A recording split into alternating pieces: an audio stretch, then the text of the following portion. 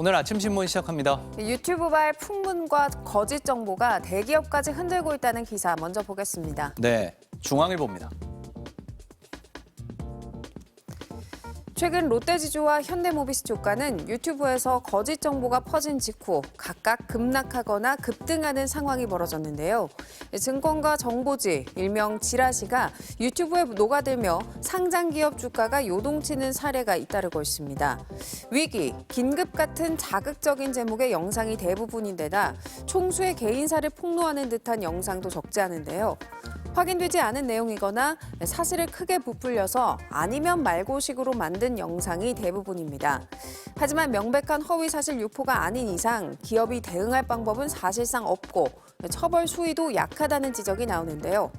유튜브가 주식 시세 조종 같은 불공정 거래에도 악용될 수 있는 만큼 각별한 주의가 필요해 보입니다. 다음은 조선일보입니다. 서울대가 신입생 중 희망자 예안에 실시했던 글쓰기 시험을 내년부턴 신입생 전원이 응시하도록 할 계획입니다. 신입생 글쓰기 점수가 매년 큰 폭으로 떨어져 문해력 저하 현상이 우려할 만한 수준이라는 판단에 따른 겁니다. 서울대가 국회에 제출한 자료에 따르면 신입생 글쓰기 시험 평균 성적은 2017년 73.7점에서 2024년 60.7점으로 하락했는데요. 특히 지난해엔 응시자 32%가 글쓰기 최하 등급을 받은 것으로 알려졌습니다. 학생들은 특히 보고서에 인물이 멘붕했다는 표현을 쓰거나 이모티콘을 사용하고 맞춤법도 틀리는 경우가 적지 않다는데요. 이런 문해력 붕괴 현상은 학부는 물론 대학원까지 번지고 있다고 신문을 전했습니다. 이어서 한국경제입니다. 휴대전화나 노트북은 카페에서도 도난당하는 일이 많지 않은데 유독 자전거 도둑은 기승을 부린다는 기사입니다.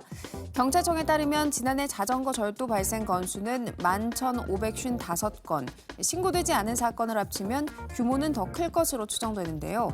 훔친 자전거를 중고거래 플랫폼에서 쉽게 처분할 수 있다는 점도 자전거 도난 사건이 잦은 이유로 꼽히고요. 특히 한 대에 수백만 원짜리 고가의 자전거는 물론 일부 자전거는 부품만 팔리기도 하는데요. 자전거 절도를 생활범죄 수준으로 보는 수사당국의 안이한 대처도 문제라는 시각이 많습니다. 하지만 경찰은 자전거 절도에 경찰력을 집중하기는 쉽지 않고 자전거 도둑을 붙잡아도 10대나 초범인 사례가 많아 처벌에 한계가 있다는 입장입니다. 다음으로 세계일보 보겠습니다. 국회 도서관이 분석한 경찰청 자료에 따르면 최근 2년간 스토킹 처벌법으로 검거된 10명 중 1명 이상은 60대인 것으로 나타났습니다. 스토킹은 주로 젊은 층 범죄로 인식되지만 사각지대에 놓인 고령층의 스토킹 범죄까지 합하면 그 수가 더 많을 거라는 관측이 나옵니다. 노인들의 경우 스토킹 행위를 제대로 이해하지 못해 범죄 인식이 떨어지고요. 가해자가 고령이거나 병약한 경우가 많아 범죄 행위가 가볍게 여겨지기도 합니다. 노인 대상 스토킹 범죄도 다른 연령대와 마찬가지로 살해 등의 강력 범죄로 이어질 수 있기 때문에 맞춤형 대응책이 필요하다고 신문은 강조했습니다. 끝으로 같은 신문 기사 하나 더 보겠습니다. 옥스퍼드 사전의 올해의 단어로 뇌 썩음이 선정됐습니다.